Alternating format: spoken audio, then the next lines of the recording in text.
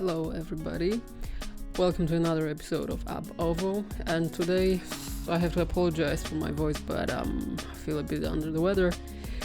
But anyway, today I'm gonna talk about why dating a therapist might be a bad idea. Let's start.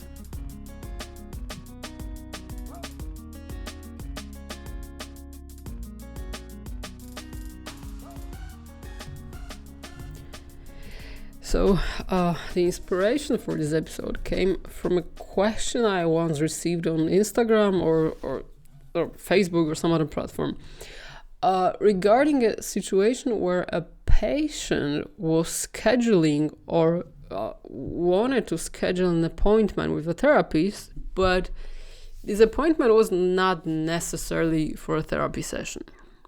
And this is a question that always arises during all training sessions. When I taught ethics to psychology students, an entire class was dedicated to situations where the therapist-client relationship extends beyond the therapy framework.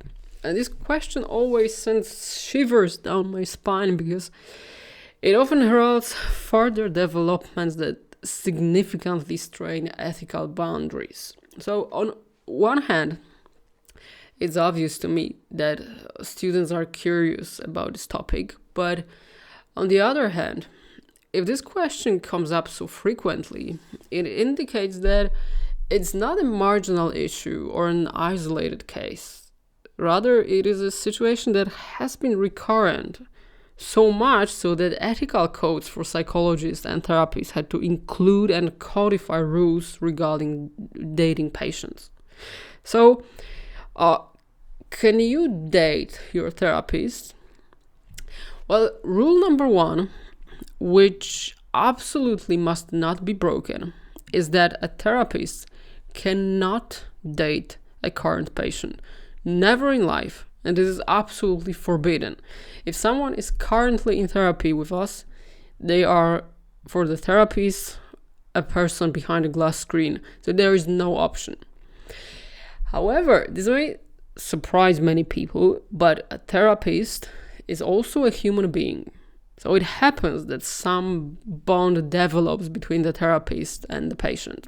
And moreover, I would say that this is actually very beneficial for there to be a bond between the therapist and the patient, because that is essential for the success of therapy.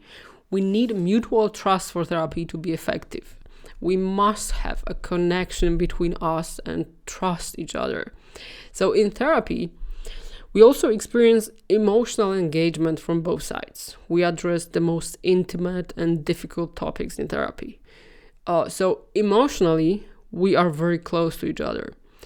When we think about the situations that lead us to seek therapy, they often involve communication problems, loneliness, relationship issues, perhaps divorce, or lack of attention from others, depression, anxiety, and generally speaking, in most cases we go there when we feel bad or are in some crisis. And now in therapy, we encounter someone who devotes attention to us, who's genuinely interested in us, focuses 100% of the resources on our well-being, and additionally supports us in improving our mood.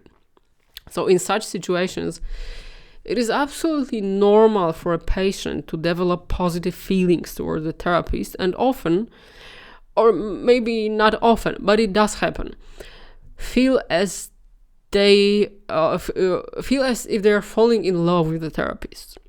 And many clients develop romantic feelings for their therapists. As your relationship with your therapist evolves, you may begin to think of them romantically. You might fantasize about them in a sexual context or about spending time together. So your feelings are normal, and you are neither the first nor the last person to feel such emotions towards the therapist or a counselor. However, it is certainly not normal, common, or desirable for a therapist to engage in such romantic relationships or to react in any way to them. So if we consider why this is so, we see that the relationship with the therapist is inherently asymmetrical from the start. So usually we know a lot about you, while you know practically nothing about us, or very little about us. So the therapist leads this relationship. They maintain boundaries and come from a position, well, I don't know if position of power is the right term, but certainly from a position of moderator of this relationship. So right from the outset, we are not in an equal situation. Just like in the case of a student and a teacher, one side will always be somewhere above. And secondly, secondly, consider that this potential relationship begins and revolves around problems and crises. So here we do not have an optimal space to start a relationship. We do not exchange opinions or talk about our passions, but we focus solely on what causes problems. But what if this is the love of our life? And we are absolutely convinced that this is the case. And of course, I completely agree that you can find a partner in different places, on a subway, in an elevator, at a university, or in a line at grocery store. Yes. So does the fact that someone is a psychologist completely rule out the chances of a happy relationship? Well, no, but there are certain limitations. The American Psychiatric Association's ethical code regarding the patient-therapist relationship assumes the so-called 2-year rule.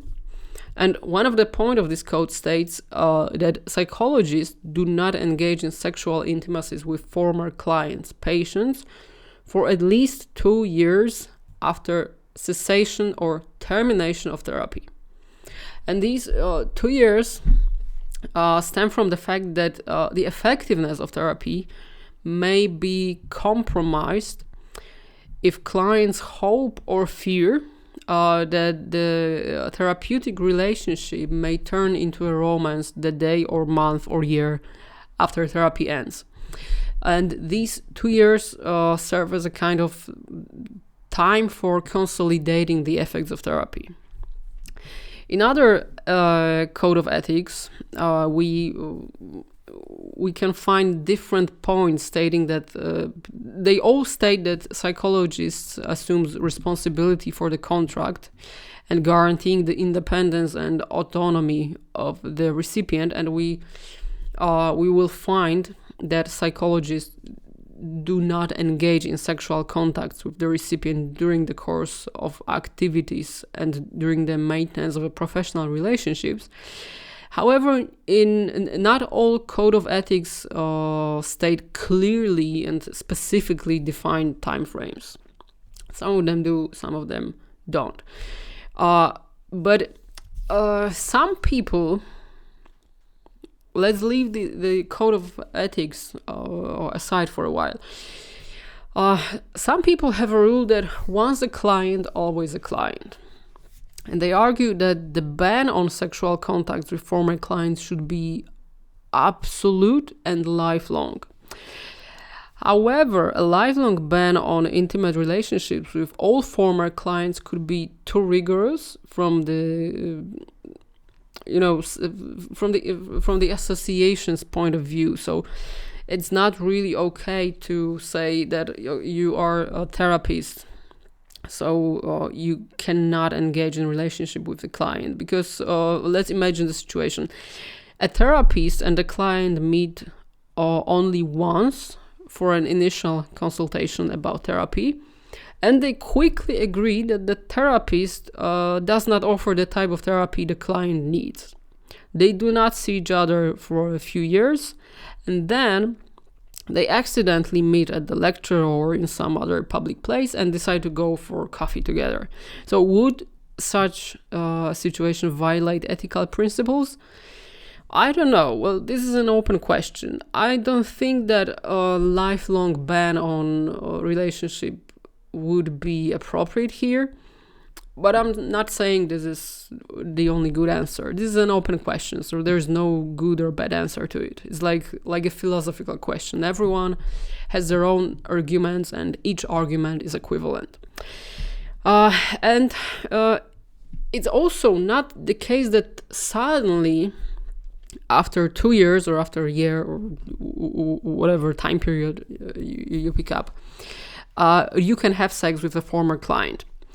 The therapist is always the person responsible for this type of relationship. So, of course, not everything can be codified and described, but the code of ethics clearly indicates that even after the appropriate time has elapsed since the end of therapy, the psychologist should take into account how much time has passed since the end of therapy, the type of therapy, how long it lasted and how intensive it was, how the end of therapy went, the client's personal history. So we have to recall the personality type of the client, who that client was, the client's current functioning, and of course, last but not least, potential risk of harm in the considered relationship.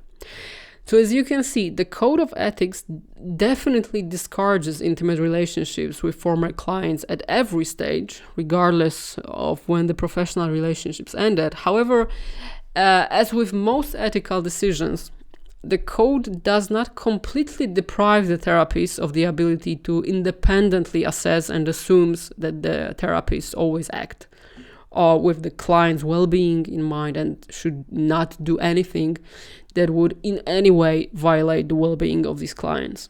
And additionally, the therapist is subject to constant supervision or control by another more experienced therapist in order to discuss this type of situations on an ongoing basis. So finally, the question that may arise in your mind is also whether to talk about it with the therapist if something like this appears. It may be very awkward, I know, but remember that the relationship with the therapist must be based on honesty.